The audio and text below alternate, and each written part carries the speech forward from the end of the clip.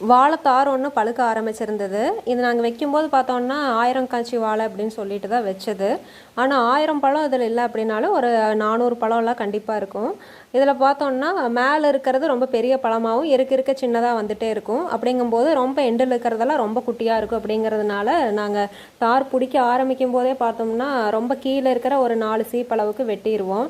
அப்போ தான் மேலே இருக்கிறதெல்லாம் ஓரளவுக்கு ஈவனாக வரும். அப்படிங்கிறதுனால இது வெயிட்டாக இருக்குது. அப்படிங்கிறதுனால நான் ஃபஸ்ட்டு மரத்தை வெட்டிட்டு தான் வெட்டலான்னு நினச்சிட்டு இருந்தேன், தாரை வெட்டலான்ட்டு.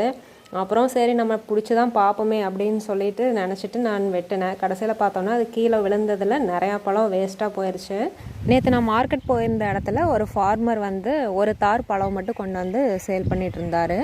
ஒரு பழம் 7 ரூபா சொன்னார். ஆனால் அவர்கிட்ட யாருமே வாங்கலை. எல்லாருமே திப்புன்னு எங்கே போகிறாங்கன்னா பழக்கடை அப்படின்னு தனியாக இருக்குமில்ல, அங்கே தான் போகிறாங்க. ஆனால் இது பார்த்தோம்னா இயற்கையாக பழுத்தது அப்படின்னு நமக்கே தெரியுது. ஏன்னா ஒரே ஒரு சீப்பில் மட்டும் ஒரு 4 பழம் பழுத்திருந்தது. மீதியெல்லாம் அடுத்தது நம்ம வாங்கிட்டு போனோன்னா பழுத்துரும் அந்த மாதிரி இருந்துச்சு. ஆனால் பழக்கடையில் அத்தனையும் பழுத்தது. அது வந்து எப்படி வேணால் பழுக்க வச்சுருக்கலாம். ஆனால் யாரும் அதை பார்க்கறதில்ல.